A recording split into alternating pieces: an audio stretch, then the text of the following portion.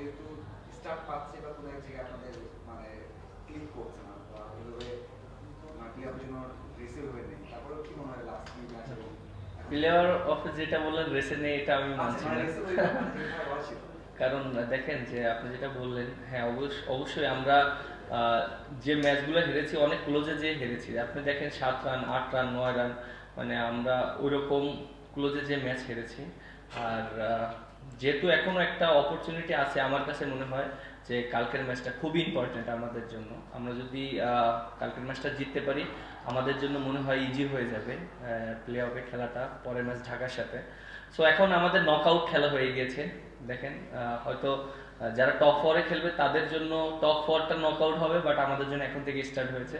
So আমাদের জন্য কালকের ম্যাচটা ভেরি ভেরি ইম্পর্টেন্ট। সো আমরা ওইভাবে প্ল্যানিং করছি কিভাবে আমাদের কালকের ম্যাচটা জিততে পারি। আমার কাছে মনে হয় কি যে আমাদের লোকাল যে সাইডটা আছে সবাই ভালো খেলছে, আর আমাদের ফরেনাররা একটু আমাদেরকে সাপোর্টটা কম দিচ্ছে। লাইক ইউনো দেখেন যে আমাদের যে ব্যাটসম্যানরা আছে যেরকম দরকার, যখন যে ইনিংসটা দরকার সেরকম খেলতে পারছে না, আর পারলেও বেশি বড় খেলতে পারছে না। সো আমরা ওইখানে একটু ব্যাকফুটে পড়ে গিয়েছি। স্পেশালিস্ট আমরা লোকালরা খুবই ভালো খেলছে, বিশেষ করে আবু হায়দার রনি খুবই ভালো বোলিং করছে। আপনি দেখেন ও মনে হয় সেকেন্ড হাইয়েস্ট উইকেট টেকার, এবং মাহিদুল অঙ্কনও যেভাবে ব্যাটিং করছে পিছনের দিকে খেলছে, টিমকে ভালো প্রতিদিনই একটা স্টার্ট দিচ্ছে, খুব অল্প বলে বেশি রান করছে। এবং নাইম শেখ উপর থেকে আফিফ, মানে ওভারঅল আমাদের লোকাল যারা আছে আমি মনে করি সবাই পারফর্ম করছে। বাট তারপরও এন্ড অফ দ্য ডে আমরা বড় করতে পারছি না। হয়তো 40-50 করে আউট হচ্ছে, ওটা যদি 70-80 রান করতে পারতো কেউ তাহলে আমাদের জন্য ইজি হয়ে যেত।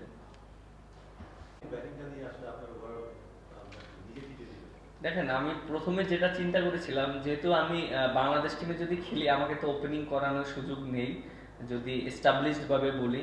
সেজন্য আমি চিন্তা করেছিলাম 4-এ ব্যাটিং করি বা 5-এ ব্যাটিং করি, তাহলে হয়তো ওইখানের কন্ডিশনটা বা ওইখানের পজিশনটা আমি অ্যাডাপ্ট করতে পারবো, এটা আমার জন্য ভালো হবে এবং আমি ওইখানে যে ইজিলি খেলতে পারবো। কারণ একটা পজিশনে যদি আমি 8-10টা ম্যাচ খেলি তাহলে ইজি হয়ে যাবে। বাট পরে ইস্যুটা ডিফারেন্ট হয়ে গেছে, কারণ আমরা এত ম্যাচ হেরেছিলাম ব্যাক টু ব্যাক, আর চিন্তা করেছিলাম যে উপর থেকে যেহেতু আমি ওপেনিং করতে পারি, আমাদের ম্যাচ জেতাটা অনেক ইম্পর্টেন্ট, স্টার্টটা খুবই ইম্পর্টেন্ট, সেহেতু আমার উপরে ব্যাটিং করাটা খুব ইম্পর্টেন্ট টিমের জন্য। আমি যদি বড় একটা রান করতে পারি টিমও ভালো রেজাল্ট করবে, এন্ড অফ দ্য ডে আমাদের টিমটার ভালো একটা পজিশন হয়ে যাবে।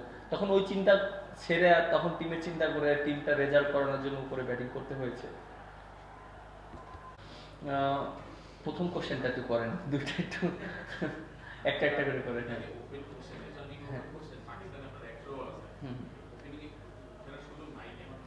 আপনি যেটা বললেন ওপেনিং এ ফেরার সুযোগ নাই কেন, আমি তো মানে ওপেনার ব্যাটসম্যান না, টিমের প্রয়োজনে খেলেছি এর আগে যখনই দেখেছেন, আর কন্টিনিউ করা হয়নি। একটা টপ অর্ডার ব্যাটসম্যান ওপেনার ব্যাটসম্যানকে কন্টিনিউ করতে হয়, সো আমার ক্ষেত্রে ওইটা হয়নি। টিমের প্রয়োজনে বা টিমের খারাপ সিচুয়েশনে আমি হয়তো পাশে দাঁড়িয়েছি, আমাকে খেলিয়েছে। আর আমি নিজেকে ওপেনার হিসাবে এস্টাবলিশ করতে চাই না, টু বি অনেস্ট। আমি সবসময় চাই যে মিডল অর্ডার ব্যাটিং করতে, এবং আমার দ্বারা যেন আমার নিজেরও পারফর্ম করতে পারি, টিমেরও রেজাল্ট আসে। সো ওইভাবেই চিন্তা করেছিল, বাট ওই সিচুয়েশনটা টিমের প্রয়োজনে হয়েছিল, যেটা এখন বিপিএল এ হয়তো করছি।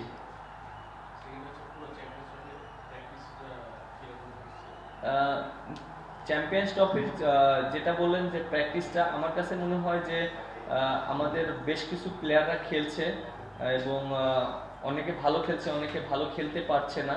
বাট আমার কাছে মনে হয় যে আরো কিছু জায়গায় ভালো করতে হবে, কারণ কনফিডেন্টটা খুব ইম্পর্টেন্ট আপনি যেটা বললেন।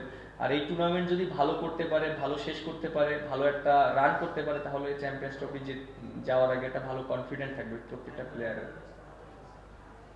মিরাজ, আপনি তো বিপিএল এর আগেও ক্যাপ্টেন্সি করেছেন, সম্প্রতি ন্যাশনাল টিমে ক্যাপ্টেন্সি করলেন।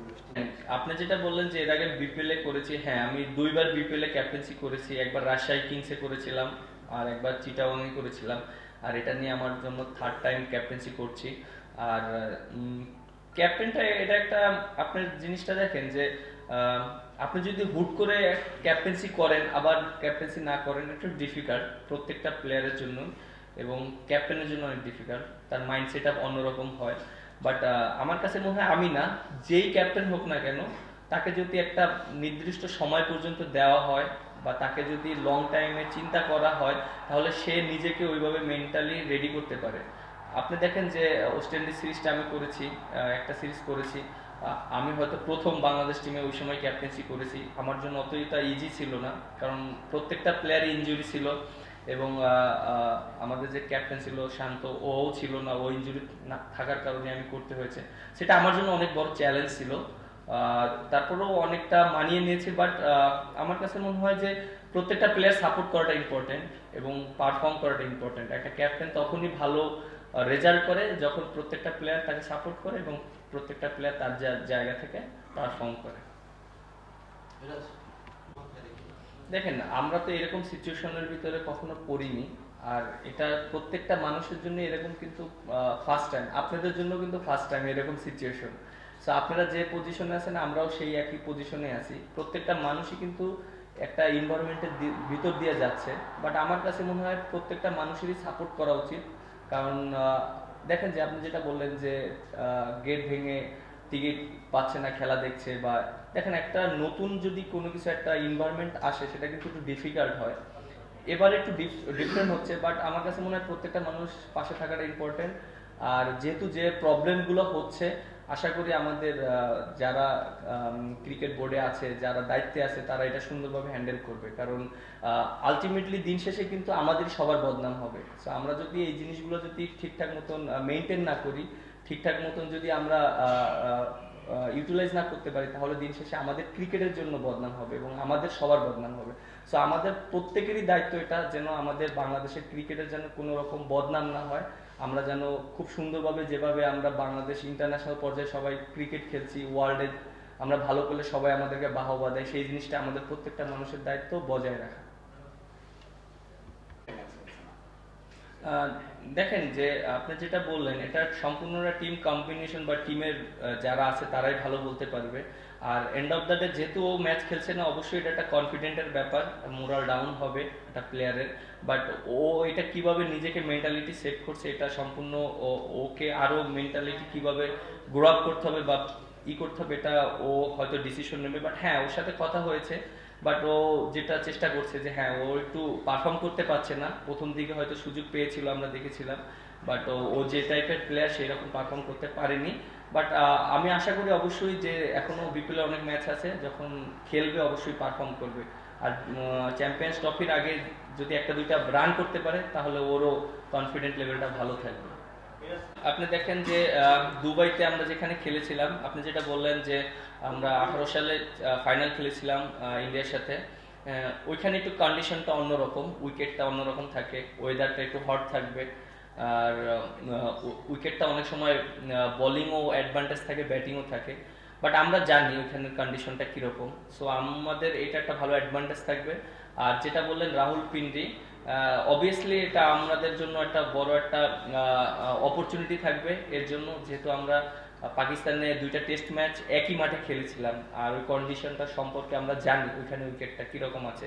সো এটা একটা ভালো একটা বাড়তি আপনার একটা দিবে, কনফিডেন্ট দেবে প্রত্যেকটা প্লেয়ারের, বিশেষ করে আমারও অনেক কনফিডেন্ট দিবে, কারণ যেহেতু আমি ম্যান অফ দ্য সিরিজ হয়েছিলাম ওইখানে, কারণ উইকেটটা অনেক ভালো থাকবে, অনেক চ্যালেঞ্জিং থাকবে বোলারদের জন্য। সো অবশ্য আমরা বোলাররা ওইটা চিন্তা করবো যে কিভাবে আমরা ওখানে ভালো করতে পারি। সেমিফাইনালের স্বপ্ন দেখা যায়? আমরা তো খেলেছিলাম 2017 সালে সেমিফাইনাল ইংল্যান্ডে, সো অবশ্যই আশা করি যে সেমিফাইনাল খেলবো ইনশাআল্লাহ। আপনাদের পেমেন্টের কি অবস্থা, মানে এখন যা পাওয়া গেল 75% পাওয়া? আমাদের আলহামদুলিল্লাহ আমাদের টিমের অলরেডি 40% পেমেন্ট করে দিয়েছে।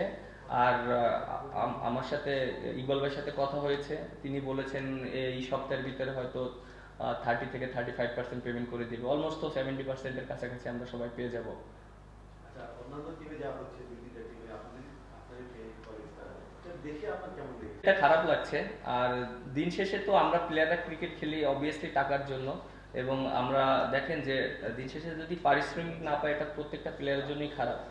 আর যেহেতু সবাই একটা দিক থেকে আশা করবে, অবশ্যই যেহেতু ক্রিকেট বোর্ড আমাদের গার্জিয়ান, ক্রিকেট বোর্ড অবশ্যই এইটার ব্যাপারে কথা বলবে, এবং তারা আমাদের প্রত্যেকটা মানুষের হয়তো রেসপন্সিবিলিটি নিয়ে কথা বলবে সবার সাথে, যারা ফ্র্যাঞ্চাইজি ওনার আছে এবং সেই ক্ষেত্রে যদি প্রবলেম হয় সবাই হয়তো ক্রিকেট বোর্ড একটা ভালো একটা সলিউশন দিবে আমার কাছে মনে হয়। মিরাজ, এই যে বিষয়গুলো দেখেন একটা জিনিস দেখেন এবছর সিচুয়েশনটা একটু ডিফারেন্ট ভাবে হয়েছে। দেখেন যে এর আগে কিন্তু এরকম কখনোই হয়নি, আমার কাছে মনে হয় প্রথমেই মনে হয় এরকম সিচুয়েশনগুলো ঘটেছে। বাট সবাই একটু মানে এর ভিতরে আছে, আপনি মানে সবাই যদি একটু চিন্তা করে যে না এখন আমাদের দেশ সেটেল নেই, এর জন্য মনে হয় হয়তো এই প্রবলেমগুলো হচ্ছে।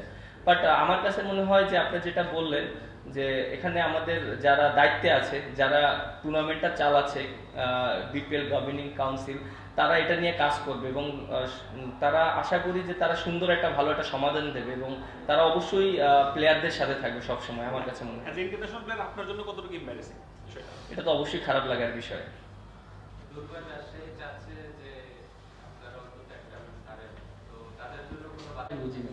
দুর্বার রাজশাহী চাচ্ছে যে আপনারা যদি একটা ম্যাচ হারেন তারা শেষ চারে যেতে পারবে, তো তাদের জন্য কোনো বার্তা আছে কিনা? ভাই আমাদের দুইটাই জিততে হবে, কারণ একটা ম্যাচ জিতলে তো আমরা উঠতে পারবো না, একটা হারলে।